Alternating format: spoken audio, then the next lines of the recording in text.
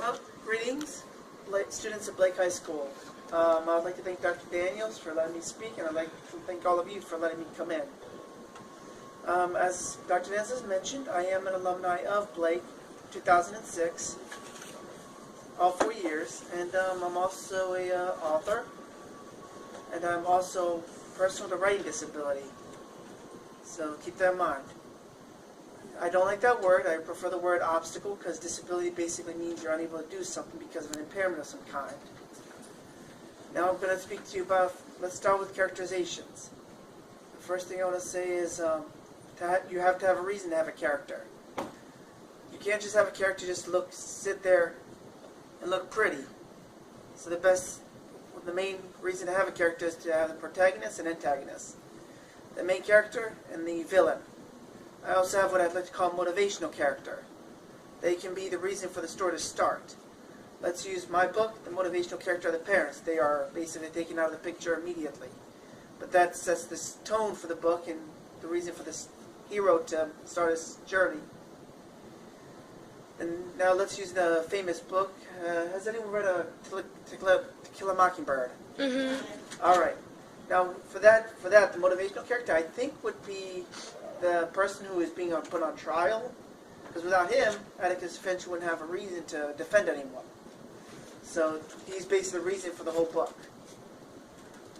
There are other reasons: side characters, allies, villains, the good stuff. So number one, have a reason to have a character. Don't just have them there as wallpaper. Now the second characterization is to have good emotion. Ben was struggling in school. He just took a test. He's been trying to make his parents proud. He got his test back, and he got the grade he always wanted, an A+. He was frozen from shock when he came back. A big watt smile graced his face. That's how you show emotion. You use description.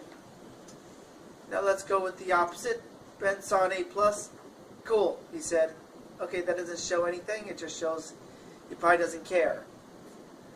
So that's two. You need to show a valid emotional response. Okay. The next thing is you got to make the reader feel for the emotion, for the character. For that, I would say the reader needs to actually know what the character is supposed to convey. And by that, what I mean is, let's use a certain type of character known as a tragic villain or a tragic character. So a tragic character is usually someone who nothing goes right for him, everything is going downhill for him. So for that, it basically means he's basically in bad shape right from the get-go. My favorite type is the tragic villain. They start off as a good guy, something happens, they turn bad. Now you might not like them for what they've done after they turn bad, but you kind of feel sorry for them. You're like, this guy was promising. He could have been great, and just bad circumstance caused him to go down the wrong path. So that's another reason. You got to have some kind of emotional response. You can also have what I like to call the hero that is not actually a hero from the beginning. He could be a complete arrogant jerk. He could be just unlikable right from the book. And actually, what I'd like to say is you can have him continue on that path for the book, but there's got to be an outcome for it. So if he's going to be arrogant and not likable, something's going to happen that needs him to change. For my book, it would be probably someone dying that he's close to. And even if he doesn't change after that, it's going to keep doing, bad things going to happen to him until he changes. So you need some kind of emotional response from the reader. It's the author's job to convey that. Make that reader feel what he's feeling. Sorry.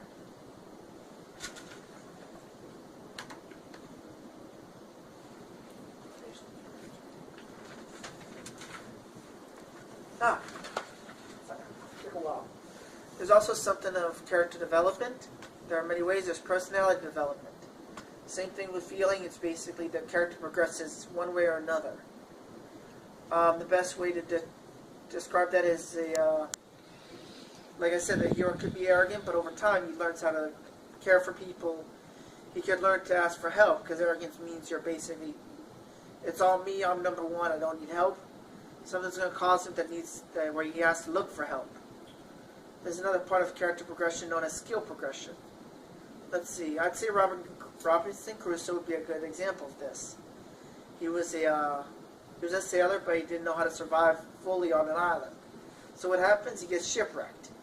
And that book, he has to survive really quick, because if he doesn't, he's going to meet a grisly end. So skill progression, personality progression, and what I've been told is show, don't tell. Basically use descriptions. Don't just say he's happy. Say how happy.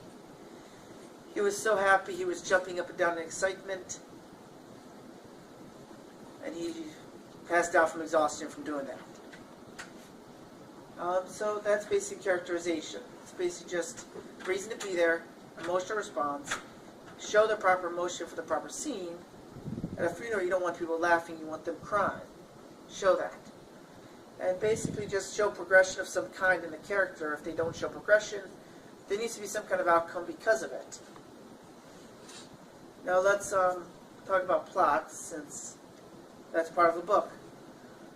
I would like to break it up in what I like to call the important parts of the book. For my most important is characterization, plot, setting, and actually I consider grammar not as important, because you can always get an editor to fix them. The final product needs to be good, but even my book, my grammar is not that great, and I'm still working on it.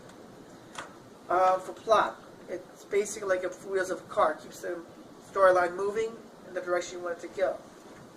One thing about plot is you can actually have progression and regression of the plot. And what I mean is something good could happen to the good guys, something bad could happen. And sometimes it keeps it interesting if you do it that way. And same thing with the bad guys. The bad guys win a battle, the bad guys lose a battle. It's not just the good guys getting messed up every turn. And I've done that in my book continuously. So I'd say the plot is important. It's got to have a beginning, a middle, and an end, obviously. Now, in between there, I'd like to call what I call the turning points. Could be a turning point. And by that, what I mean is something's going to happen, the climax.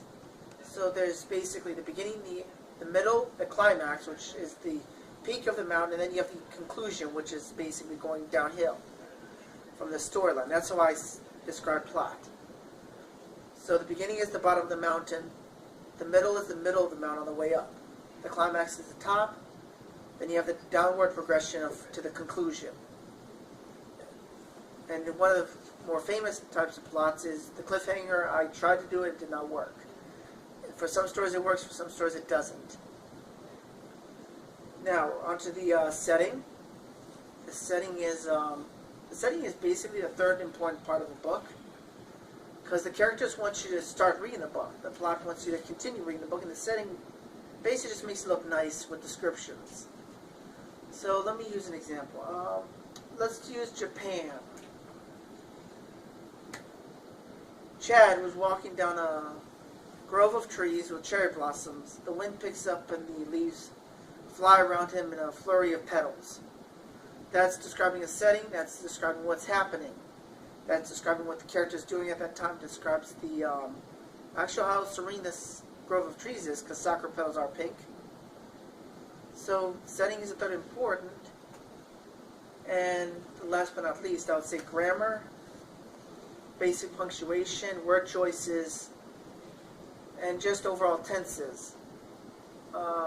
I'd say that's not as important, because over time you'll probably get an editor to fix all that. For me, I've gone to 3 editors so far. It's getting better and better as I go along. So I would like to say,